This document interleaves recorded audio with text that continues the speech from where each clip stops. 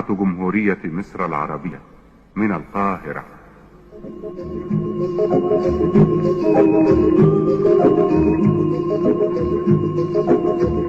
من حديقة الشعر والكلمات أقدم لكم قطرات الندى،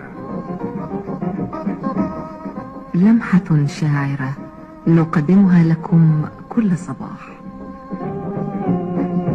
بالسلامة يا حبيبي، بالسلامة بالسلامة تروح وترجع بالسلامة، بالسلامة يا حبيبي، بالسلامة بالسلامة تروح وترجع بالسلامة، تيجي زي إذاعة جمهورية مصر العربية من القاهرة تقدم كلمتين وبس.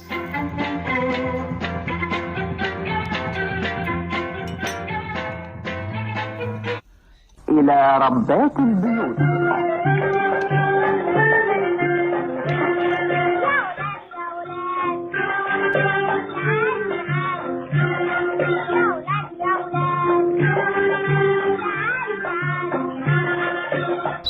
السلام عليكم، ازيكم يا حلوين؟ عاملين ايه؟ يا رب تكونوا بخير وبأتم صحة واحسن حال.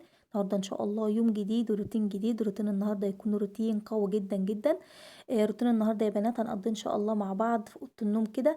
يلا خلينا نخلص منها هي كمان.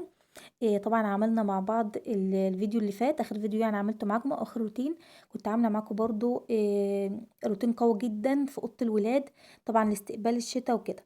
وكمان الروتينات اللي قبل كده يا بنات برضو تشجيعية جدا جدا، لو لسه كده كسلانة على تنظيفات الشتاء. فبجد التلات اربع فيديوهات اللي فاتوا يا بنات حلوين جدا جدا، ان شاء الله اكون سايبالكم برضو في صندوق الوصف او في علامه الاي اللي هتبان لكم على الشاشه طول ما انتم بتتفرجوا على الفيديو. روتين النهارده يا بنات هيكون روتين قوي جدا جدا، يعني عايزاكم كده تتفرجوا الفيديو على الاخر ان شاء الله باذن الله تطلع كده مستفاده باذن الله باي حاجه كده من الفيديو، ان شاء الله يكون كده جرعه نشاط بسيطه جدا جدا. لان بجد يا بنات ان شاء الله روتين النهارده هيكون فيه رغاوي بقى وروايح منعشه. بصوا كله تحفيز تحفيز باذن الله. لو انت كده قاعده كسلانه لسه عن تنظيفات الشتاء، فان شاء الله باذن الله باذن الله تطلعي مستفاده كده بجرعه نشاط حلو قوي من الفيديو. المهم بقى يا ست الكل، انزلي بقى حطي لايك الفيديو، اشترك معايا لو لسه اول مره بتشوفيني. من كلمه اشتراك تحت الفيديو اهم حاجه ما تنسيش تفعلي جرس التنبيهات على كلمه الكل، عشان ان شاء الله يوصلك مني اشعار بكل جديد انا بنزله. وتعالوا بقى بينا على طول نبدا بقى مع بعض ونشوف هنعمل ايه النهارده. اول حاجه كده يا بنات دخلت كده على طول اشتلت بقى الدفايات وقشاش المخدات اللي كانت على السرير، يعني الفرش كان على السرير. دخلته كده بقى على طول عشان يتغسل.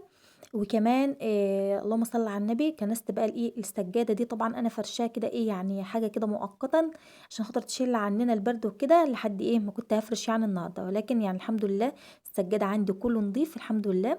فالسجاده دي المفروض ان هي بتاعه المطبخ، فانا فرشاها هنا يعني مؤقتا يعني وكده. فهي برضو الحمد لله نظيفه، فطلعتها بقى كده اللي هي تتشمس شويه قبل ما ادخلها. الشمس ما شاء الله جميله قوي قوي النهارده. فقلت يلا بقى لها كده كام يوم صراحه بتغيم، يعني ما فيش شمس قد كده، ولكن النهارده الجو حلو. فقلت يلا خلينا بقى كده اطلعها. وكمان كنت مطلعه الحافظ اللهم صل على النبي اللي بنقعد عليه في الصلاه يعني وكده، فقلت يتشمسوا وكده. وكمان بقى طلعت المخدات، قلت برضو تاخد تحمصه حلوه كده. وسبت هنا بقى يا بنات الكوفرته دي على السرير عشان خاطر انا لسه هزعف بقى الاوضه ولسه بقى كنت اللي هو هنفض ومش عارف فقلت عشان اي تراب اي حاجه، وهنفض برضو لسه الشباك وكده، فقلت اي تراب اي حاجه ما ينزلش على المراتب. لان صراحه انا عملت تحت السرير يا بنات كنت بطلع الهدوم الشتوي للولاد. انا لسه على فكره ما عملتش في الاوضه اي حاجه للشتاء، انا لسه اهو بعمل معاكم. ما عملتش بس غير اللي هو تحت السرير كنت بطلع الهدوم بتاعه الشتاء الولاد.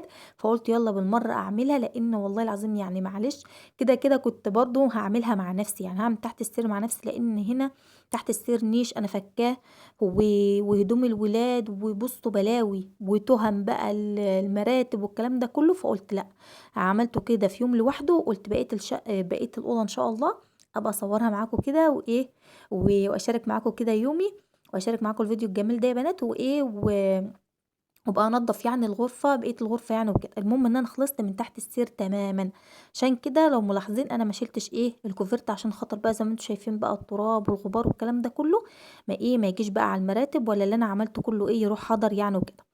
وبعدين جيت بقى هنا يا بنات مسكت بقى ايه التسريحة، نفضتها بقى ايه بالفرشة، جبت الفرشة طبعا نفضتها كويس جدا جدا. وبعدين قلت بما اني بقى هطلع الحاجات دي كلها بره في الصاله، يعني عشان خاطر اللي هو ايه عايزه صراحه امسك الاوضه امرشها مرشه حلوه كده. فقلت المعها بقى بالمره، بما ان اللي هو ايه قبل ما هزعف يعني وكده هكون مطلعه الحاجات دي بره زي ما شفتوا كده يا بنات، اللي هو طلعت بقى التسريحه وكمان نفضت الكومودينو كويس جدا جدا ولمعته كويس جدا جدا، وخرجت بقى ايه التسريحه والكومودينو بره. فقلت خلاص بقى مفيش مشكله، هزعف بقى هنا ايه براحتي. ولكن لو كنت هسيبهم او هلمعهم هنا، فقلت اللي هو ايه كنت هزعف يعني زي ما عملت معاكم في اوضه الولاد يعني، فكنت هزعف عادي وبعدين انفض وامسح براحتي. فاهمين؟ لان انا بحب اجيب الاوضه صراحه من فوق لتحت كده يا بنات. ولكن قلت بما اني هطلع بقى الحاجات دي بره في الصاله، فيلا مفيش مشكله المعها وهكون كده ايه يعني ارتحت منها يعني وكده. جيت بقى اطلع الكنبه بتاعت الركن دي يا بنات، مستحيل ان هي نفعت تطلع، لان انا كنت مطلعاها. كان الدولاب ما كانش نظام الغرفه كان كده يعني، او نظام الاوضه ما كانش كده. كان الدولاب مكان التسريحه، مكان ما انا شلت التسريحه دلوقتي، ومكان ايه الكنبه اللي كانت محطوطه. فعشان كده الباب ما كانش مفتوح نص كده، لا ده كان مفتوح، كان مفتوح يعني كله. وكنت اللي هو ايه بدخل او بدخل يعني الكرسي بتاع الركنه ده او الكنبه بتاعت الكرسي براحتي خالص، ما كانش فيها اي مشكله. فالمهم وكمان مسكت بقى يا بنات تحت الايه تحت التسريحة، كانت شايفين ما شاء الله. يعني مش عارفة والله العظيم، أنا مش عارفة أنا الوحيدة اللي بشتكي من موضوع التراب والغبار الصراحة يا بنات، مش عارفة في ايه بالظبط، بحس ان انا الوحيدة في الكوكب الأرض اللي عندي تراب كتير جدا بيدخل الشقة. ليه بقى؟ لان الحمد لله انا ايدي على طول في الحاجه، بس معرفش رغم كده برضو الحاجه على طول بتتبهدل وبتعفر، بتلاقي تحتها عفر كتير وعليها عفر كتير. وخاصه يعني الموضوع ده مضايقني. ليه بقى؟ لان انا اساسا مش على طريق عمومي يعني وكده، اللي هو الشقه تتبهدل بقى بالتراب وكده. ولكن صراحه بتلاقي كميه تراب رهيبه رهيبه جدا جدا. يعني تحت التسريحة دي يا بنات، يعني المفروض ان انا كل اسبوعين بشد الكنبة بتاعت اللهم صل على النبي بتاعت الركنة، وكمان تحت التسريحة بشده وبمسح كويس جدا جدا. فاتفاجئت صراحة زيكم كده باللي تحت التسريحة، ما كنتش متوقعة. انا كنت متوقعة طبعا اللي هيكون تحتها يعني غبار وكده او شوية تراب يعني حاجة بسيطة، ولكن صراحة انا اتفاجئت زيكم كده. فاللي هو قلت هو في ايه، انا عاملاها تقريبا من اسبوعين يعني ما فيش حاجة يعني. اللي هو يا بنات لما باجي مثلا اغير فرش السرير، بقوم اللي هو بقى ايه منفضه الشباك باب البلكونه، فاهميني؟ مره كده ومره تانية اقوم شاده اللي هو ايه التسريحه وتحت الكنبه برضو اكنسه. يعني اما باجي مثلا اغير فرش بتاع السرير وانضف الاوضه مره ومره، فاهميني؟ يعني مره اعمل تحت التسريحه وتحت الكنبه ومره لا. فالمهم بقى لميت بقى شويه التراب كده في الاول يا بنات، وجيت بقى جبت الزعافه، جبت بقى اللي هو ايه الاوضه من فوق لتحت زي ما انتم شايفين كده وانا نازله كده. جبت كده السقف في الاول، وبعدين كمان نفضت اللي هو المروحه. الحمد لله المروحه ممسوحه وزي الفل، ما تستاهلش يعني اللي هو ايه ان انا امسحها يعني وكده، لان كنت عاملاه قريب جدا. لان الحاجات دي صراحه يا بنات من الحاجات اللي بحب تكون ايدي فيها على طول، عشان ايه ما يتكومش عليها بقى كده ايه اللي هو عك دبان او حاجات زي كده. فالمهم وكمان مسكت بقى الشباك يا بنات، نفضته تنفيضه حلوه جدا جدا. وصراحه حسيت ان هو محتاج ان هو يتلمع، فجبت بقى الغيار بتاع الموب وبدات ان انا المعه وخليته كده ايه زي الفل. جبت كمان الدولاب يا بنات، جبت بقى الفرشه ونفضت الدولاب تنفيضه كده حلوه. بصوا لازم الاوضه تاخد حقها النهارده تالت ومتلت بما اني عامله تحت السرير يا بنات، بس بجد بكون مرتاحه نفسيا وحاسه صراحه ان انا يعني الاوضه ما خدتش مني حاجه، لان تحت السرير ده بيكون عندي بهدله والله العظيم. يعني الحمد لله ان انا عملته كده في يوم لوحده، فده صراحه كان مريحنا النهارده. فالمهم بقى يا بنات، طبعا انا منفضه السرير هنا، بس مش عارفه ليه المقطع ده ما جاش، يعني ممكن تكون الكاميرا كانت مفصوله يعني. فالمهم بقى مسكت الأوضة كمان كنستها ولميت بقى شوية التراب اللي أنا طلعتهم ونفضناهم بقى من السقف والمروحة والكلام ده كله. جيت بقى ايه هنا لمعت السرير، وكمان قلت ألمع بقى ايه الدولاب بالمرة عشان كل حاجة تكون عندي الحمد لله كده ايه متلمعة وزي الفل. ومفيش يعني ايه اللي هو اكون ماشية مظبوط واحدة واحدة كده. انا عايزة اطلع من الأوضة النهاردة يا بنات اكون صراحة راضية عن نفسي وراضية عن الغرفة كمان بإذن الله. لان خلاص بقى احنا هننضف تنظيفه تكون ايه تنظيفه بقى كده ايه كويسه، هتريحنا شويه او تريح ضميرنا ونفسيتنا يعني وكده. فين والله العظيم يا بنات لما نضفت الاوضه هنا حاسه بجد ان انا نفسيتي ارتاحت وقاعده اقول عقبال بقيه الشقه. ولكن صراحه انا اللي مطمن نفسيتي شويه ان انا الحمد لله خلصت من المطبخ، وده طبعا اكبر هم واكبر حوسه بكون في التنظيفات العميقه بكون متضايقه منها. لما بعمل مطبخ يا بنات الصراحه بحس ان كل حاجه ايه تبقى سهله بالنسبه لي. طبعا بعد ما مسكت بقى كل حاجة، على فكرة يا بنات اللي انا عملته في الشباك هو نفس اللي انا عملته في ايه في الباب بتاع البلكونة، ولكن عشان برضو ايه ما اطولش ويكون معاكم الفيديو يكون باختصار يعني. نفضت برضو كده باب البلكونة ولمعته وخليته زي الفل. تمام. هنا بقى جبت الموب الخطير الجميل ده يا بنات، غسلتها كويس الغيار بتاعها، وكمان صراحة حطيت عليها كده ايه شوية معطر بقى من معطر الدوني دي. بص خلت الغرفة عندي صراحة ما شاء الله اللهم بارك. انا قلت لكم ان انا عايزة اشم النهاردة ريحة نظافة نظافة، اكون طالعة من الأوضة كده ايه ان انا راضية عنها ان شاء الله. ومسكت بقى الحائط يا بنات لمعتها تلميعة كده بنت لذينة، وبريحة بقى الايه الدوني يا بنات كانت بصوا ماليه الاوضه كده ما شاء الله اللهم بارك. ومسكت بقى ايه الحوائط بتاعه الغرفه كلها لمعتها وخليتها زي الفل. بصوا يا بنات هي صراحه ما كانتش محتاجه، ولكن اللي هو ايه بما اني هعمل تنظيف عميق فاللي هو إيه قلت لا خلاص بقى اللي هو ايه اعملها بالمره. طبعا انا عامله الكلام ده كله في الاوضه.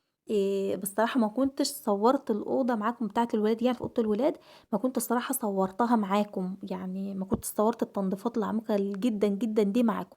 عملتها مع نفسي، وبعدين لما جيت افرشها برضو اديت لها تنظيفه حلوه جميله، يعني تنظيفه كده برضو مرضيه قبل ما افرشها اللي هو الفرش الشتوي. ولكن هنا الاوضه يا بنات زي ما قلت لكم صراحه انا ما عملتش فيها اي حاجه من تنظيفات الشتا غير اللي هو ايه عملت تحت السير كده مع نفسي عشان برضو يكون لما اجي اصور، لان الصراحه يا بنات التصوير بيكون متعب جدا، عشان لما اجي اصور تكون الحاجه بسيطه عليا. بصوا لو مفيش تحت السير حاجة ما يكونش عندي اي مشكلة، ولكن بالبلاوي اللي تحت السير دي فبجد هيكون متعب عليا جدا جدا ان انا اصور او اعمل الاوضة كلها في يوم واحد. المهم هنا بقى يا بنات جبت بقى ايه جبت شوية مية، وكمان حطيت غطا واحد من الكلوركس، وكمان شوية من المسحوق. ما رضيتش احط كلور عشان ايه برضو الفوم والرغاوة ما تكونش كتير واقدر المها يعني وكده. خلاص. لان برضو وانا بعمل اوضه الولاد كانت الرغوه كتير جدا جدا بسبب اللي هو ايه كنت حاطه برضو غطا كلور. فبجد انتوا عارفين بقى لما الكلور بيتحط على الكلوركس او المسحوق يا بنات فده بيكون صعب اوي ان انا ايه الم الفوم يعني وكده. كل ما بشتال فبتلاقي اكتر، بتلاقي فوم اكتر يعني. المهم بقى مسكت بقى الاوضه يا بنات مرشتها مرشه بنت لذينه، اقسم بالله انا كنت مبسوطه جدا جدا وانا ماسكاها مرش كده كاني ماسكه ابني بحميه حمايه العين. كنت مبسوطه جدا جدا صراحه يا بنات، والله انا بتبسط بالتنظيفات دي، بحس بجد ان انا نفسيتي ارتاحت، نفسيتي ارتاحت واتغسلت من جوايا كده. مسكت بقى الاوضه مرش يا بنات مرش، وبعدين جبت بقى المساحه ولميت بقى كل الفوم والرغوه دي. وبعدين جبت بقى اللي هو ايه الجردل بتاع التسقيق العادي بتاع الشرشوبة العادية، ولميت بقى كل الفوم ده بعد ما لميتها طبعا بالمساحة كده في جنب. جبت بقى الجردل بتاع الشرشوبة ولميت بقى كل الفوم زي ما شفتوا كده. وبعدين رحت بقى إيه جبت بقى الجردل ده مليته مية على الاخر من غير اي حاجة خالص. تمام. وقمت بقى ايه لما بقى وملمعة الغرفة كويس جدا جدا. واخر حاجة جبت بقى الموب القمر ده، وكمان جبت غطا من المعطر بتاع الارضيات وحطيته كده يا بنات، وبدأت ان انا ايه عطرت الأوضة كلها ولمعتها وخليتها زي الفل زي ما شفتوا كده. هنا بقى جيت على طول طبعا كانت الأرض نشفت وبقت معايا زي الفل. جيت بقى هنا يا بنات قلت افرش السرير. بصوا انا لما شلت الكوفرته لو انتوا لاحظتوا كان عندي لسه اللي هو ايه الطقم تحت الكوفرته كده، طبعا ده انا عاملاه كده ككفر بشيله كده يعني ايه مره ومره. فصراحه انا لسه حاطاه يعني من يومين تحت الكوفرته دي. فقلت بقى اللي هو ايه هفرش عليه. فلما جيت بقى جبت المفرش ده قلت ان انا افرشه، فلقيته قصير يا بنات ما هينفعش طبعا على المفرش اللي انا شيلته، لان هو طبعا التاني كان نبيتي وفيه ورد كتير جدا. بصراحة انا يا بنات بتعصب من الحاجات اللي فيها ورد كتير يعني وكده. فقلت يعني كفاية عليا السجاد فيه ورد يعني وكده. فقلت اللي هو ايه جبت بقى اللي هو الطقم ده يا بنات فرشته وحطيت عليه المفرش.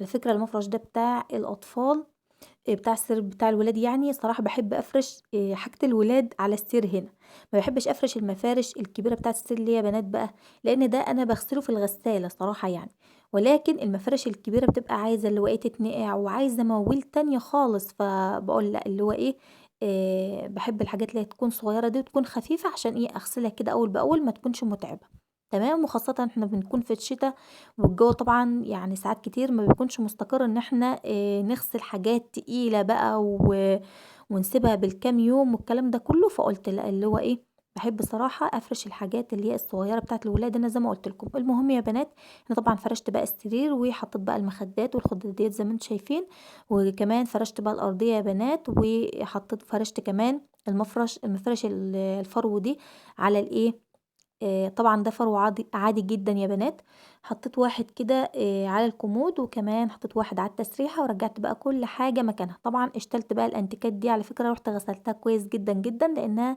بجد كانت محتاجة إن هي تتغسل. آخر حاجة مسكت الغرفة معاكم عطّرتها وخليتها بقى كده إيه، زي الفل، عطّرت بقى السرير والسجاد، الفرش بتاع الأرض والستاير، لإن المُعطّر ده بجد طبعًا قُلت لكم الفيديو اللي فات إن هو طبعًا ده بريحة العود يا بنات، فريحته بتثبت جدًا، جدًا على الحاجات على المفارش دي، بتكون ريحة الغرفة جميلة جدًا.